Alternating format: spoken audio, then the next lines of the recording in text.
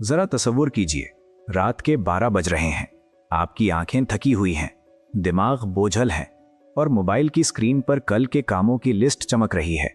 आप खुद से एक सवाल करते हैं, मैं इतनी मेहनत के बावजूद आगे क्यों नहीं बढ़ पा रहा? दिन गुजरते जा रहे हैं, महीने बदल रहे हैं, साल भी बदल जाता है, लेकिन आप वहीं के वहीं हैं, मसरूफ, थके हुए और दिल ही दिल में टूटे हुए। हमें बचपन से एक ही सबक पढ़ाया गया, ज़्यादा मेहनत करो, ज़्यादा घंटे लगाओ, अपनी नींद कुर्बान करो, अपनी ज़िंदगी रोक दो, तब जाकर कामयाबी मिलेगी। लेकिन अगर ये सबक गलत हो तो? अगर कामयाबी मेहनत की मिकदार से नहीं बल्कि मेहनत के इंतखाब से मिलती हो तो? यही सवाल मॉर्टन टी हैंसन ने दुनिया से पूछा और यही सवाल इस किताब ग्रेट एट वर्क की बुनियाद है। ये किताब उन लोगों के लिए है जो थक चुके हैं लेकिन हारना नहीं चाहते, जो मेहनत से नहीं भागते मगर बेमकसद मेहनत से निजात चाहते हैं। मॉर्टन हैंसन ने हजारों लोगों का डेटा इकट्ठा किया। उन्होंने आम मुलाजिमीन को नहीं देखा, उन्होंने उन लोगों को देखा जो वाकई गैर मामूली नताइज दे रहे थे।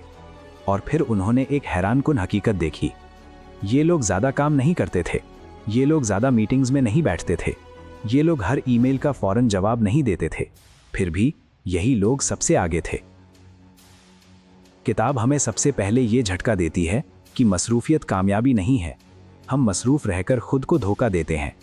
हमें लगता है कि अगर हम थके हुए हैं तो हम ज़रूरी होंगे, लेकिन हकीकत यह है कि दुनिया नतीजा देखती है, थकन नहीं।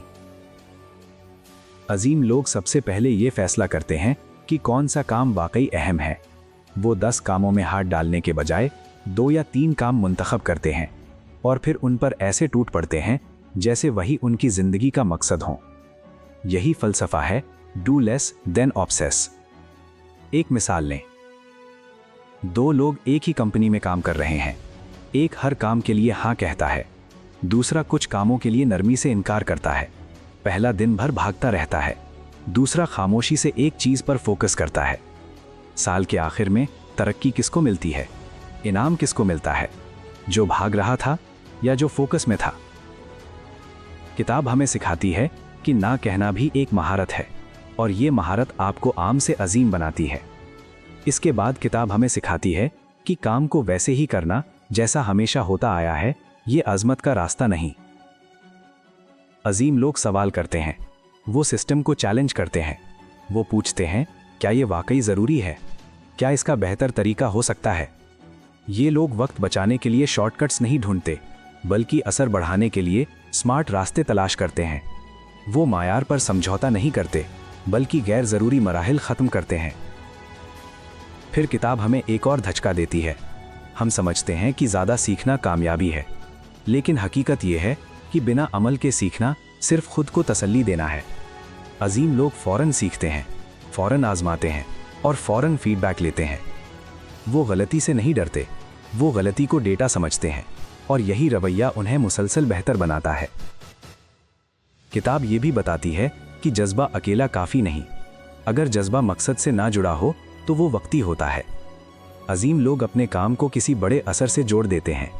वो जानते हैं कि उनकी मेहनत किसके लिए है। यही एहसास उन्हें जलने से बचाता है, यही एहसास उन्हें सुबह दोबारा उठने की ताकत देता है। फिर किताब ताउन पर बात करती है।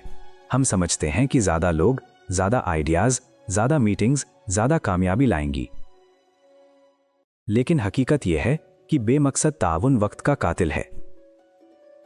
अजीम लोग सही लोगों के साथ सही वक्त पर सही मकसद के लिए काम करते हैं। वो इख्तिलाफ से नहीं भागते, वो इख्तिलाफ को बेहतर फैसले की सीढ़ी बनाते हैं।